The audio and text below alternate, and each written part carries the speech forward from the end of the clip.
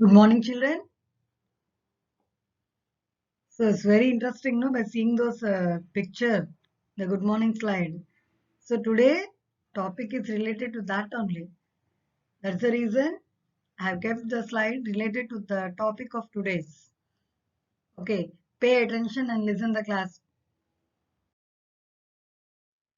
So children, we have started plastics in the last class and have told the code 1 to 7, their abbreviations, and how these plastics are arranged in a linear arrangement of monomers and the cross-linked arrangement of monomers.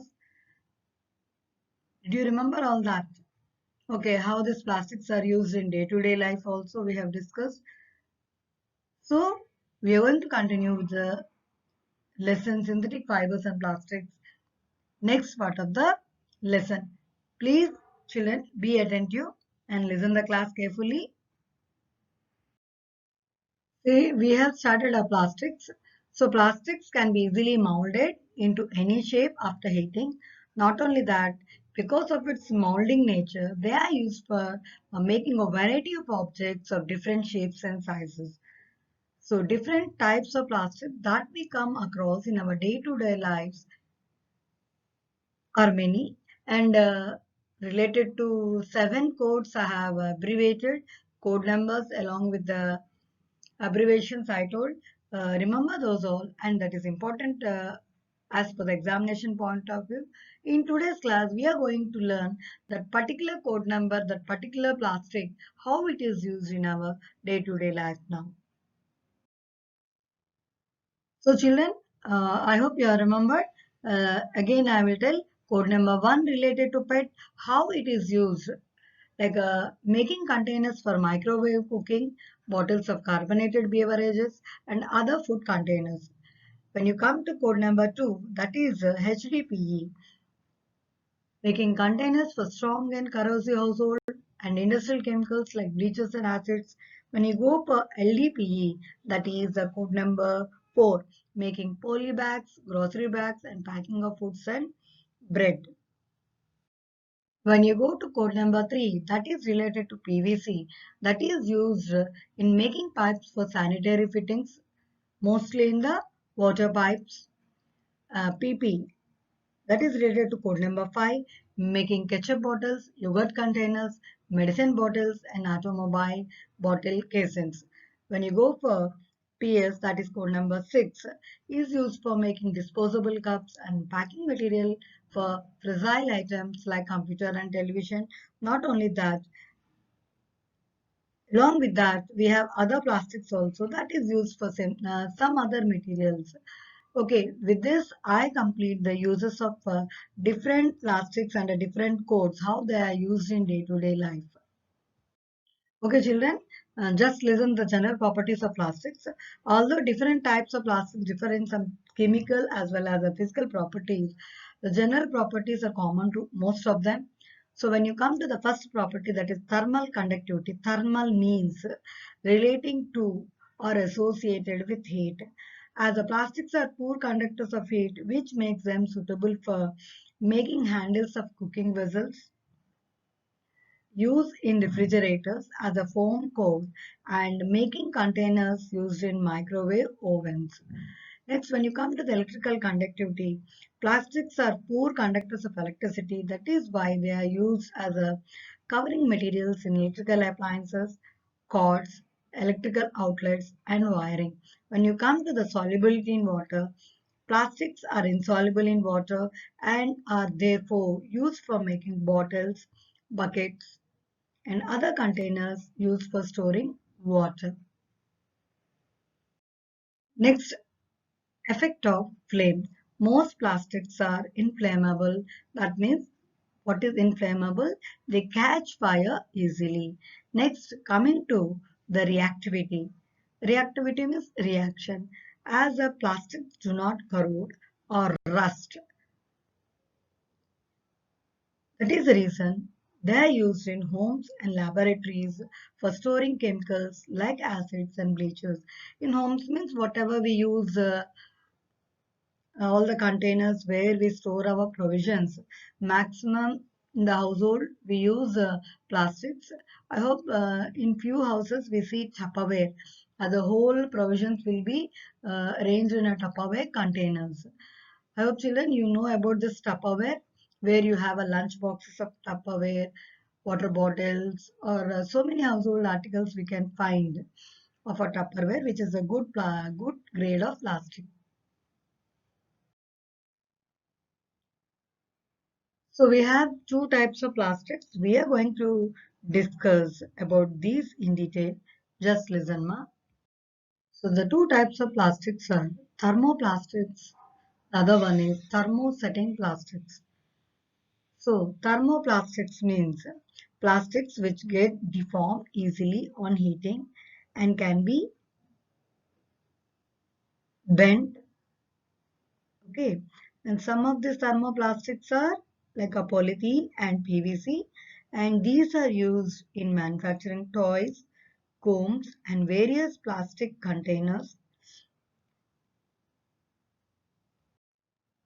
And next, when you come to the thermosetting plastics,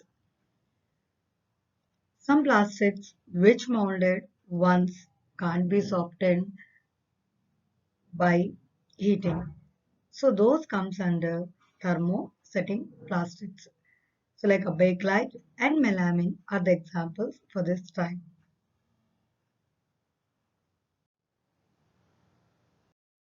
So on the whole, we can conclude that two different types of plastics have different properties. Like a plastics are easily moldable, can be converted into any shape, can be recycled, reused, colored, melted, and rolled into thin sheets and wires. And I have given the properties also of the plastic. Okay, here we have to identify whether the given plastic material is a thermoplastics or thermosetting plastic, and that too by conducting flame test. So what are the materials required here are pair of tongs, a spirit lamp, samples of plastics, like you have to collect like a small pieces of plastic from objects like a comb, toothbrush,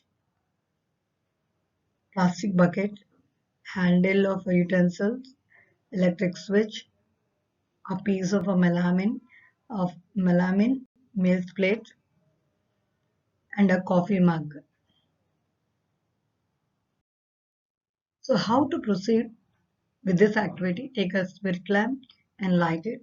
Clamp one piece of a plastic sample, whatever the list I have told, with a tong. Okay, I know. I hope you know the what is tong. Place the sample on a spirit lamp flame. Observe the changes during the burning of the sample. You have to note your observation, like whether the sample is being softened or burnt with the smell or become hard, etc. So this is known as a conducting flame test, and you have to repeat the procedure with all the samples and record your observation sample wise in a table. So this is the experimental setup, like what is shown here, a spirit lamp and a flame, and the girl is holding tom. It can be any of the sample of plastic can be taken, so that is given here. And one more point you have to note down, that during this activity you have to cover your nose and mouth with a mask to avoid breathing of the fumes what we get from the plastic when it is burnt. And also keep yourself away from the spirit lamp, how the girl is standing away from the spirit lamp. When you put the sample on the flame by stretching your hand, you can observe the picture how the girl is doing the activity. This is the precaution where you have to take while doing this activity. These are the observations what we will be observing after completing the activity. So here it is in the form like a plastic sample, softened or burnt with burning smell and become hard. thermoplastic or thermosetting plastics. Just listen. Toothbrush handle, it is softened, so it comes under thermoplastic. Comb, softened, comes under thermoplastic. Piece of bucket, it gets softened, comes under thermoplastics. Okay, when you come to the handles of utensil, burn with a burning smell and become hard, thermosetting plastics. Electric switch also burnt with a burning smell and becomes hard. Similarly, meals plate and a coffee mug. I told these two from melamine. So they also comes under thermosetting plastics. So whatever we have done, taking different samples and tested, we have to conclude in this way. Not only those samples, if you have taken other samples like a piece of wood, or paper, cloth, steel rod, in that also you have to identify like this. Based on the observations, now I can write what is thermoplastic and thermosetting plastic. So when it comes to thermoplastic, this is a plastic which will soften when heated and harden when cooled. Okay, and it is a polymer that turns into a liquid when heated and freezes to a glazy state when cooled sufficiently. I hope you have understood this. So when coming to the thermoplastics, just listen. This is the plastic when molded into shape and allowed to cool down will remain in molded form and will not change their shape. When you heat it again, they will char or burn. They cannot be remolded or reheated after their initial heat of molding. They are remoldable, and in this case, the strong crosslinks are formed during initial molding process that gives the material a stable structure. So they are more likely to be used in situations where a thermal stability is required. Already I have told the properties. You have to remember each and every property, children. Okay, I hope you have understood this thermosetting plastics also. Bakelite is used for making handles of various utensils due to its poor conductivity of heat and electricity. It is also used for making electrical appliances including switchboards. Bakelite is used as an alternative for pearl and jade. So, okay, and next when you come to the melamine, the other type of thermosetting plastic, it is used for making kitchenware, utensils and other items of kitchen are made by melamine. It is also used for making of a floor and dust materials for their nature of fire resistance. Not only that, computer and TV cabinets are also made up of melamine. So I hope you can list many of these items what you see in your house also. Uses of melamine and bakelite. Children, this is a fashion jewelry which is made with bakelite. What you are seeing in the picture. So children, on the whole, the differences between thermoplastics and thermosetting plastics, just listen. And this is one of the important questions they are going to ask for 2 mark. Like a linear and lightly cross-linked polymers form a class of plastics, that is the thermoplastics. Heavy cross-linking after shaping the plastic forms a class of plastics called thermosetting plastics. Thermoplastics can be melted by heating and thereafter molded into desired shapes. Unlike thermoplastics, thermosetting plastics cannot be remolded after heating. PVC and LDPE are examples of thermoplastics. Melamine and bakelite are the examples of thermosetting plastics. The person whom you are seeing is Hermann Staudinger. He is a German chemist. In 1920, he made an important step forward in processing of synthetic materials when he developed thermoplastics which are stable in themselves. And Hermann Staudinger won Nobel Prize in 1953 for demonstrating the polymers are long chain molecules. So whatever the picture you are observing, Dr. Leo Henrik Bakelite, he was responsible for the invention of bakelite. Dr. Bakeland is considered as the father of present plastic industry, and he was the person behind hot pin test. To test if a plastic is a bakelite, get a very hot pin from an open flame, so then touch the pin to the item. If it is bakelite, it will not penetrate. It may give off the acid smell and it may leave a purple burn mark. If the pin penetrates or melts the plastic, then it is not an genuine bakelite. So you have to remember like a hot pin test and a father of plastic industry. The person behind these two is Leo Henrik Bakeland.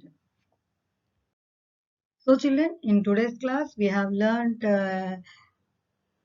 all the uses of different core plastics, general properties of a plastics, and I have defined thermosetting plastics and thermoplastics. We have identified samples given, proven activity, whether it comes under thermoplastics or thermosetting plastics. And we have seen some of the uses of thermosetting plastics. And we have learned about two different scientists. So with this, I will conclude today's lesson. Children, please be attentive. Rewatch the video if you are not understanding. Pay attention, then only you can understand. And I want everyone to write the assignment. Maximum are writing. Please don't neglect the studies, children. Okay? Thank you, Ma. Have a good day. Again, I'll meet you in the next online video class.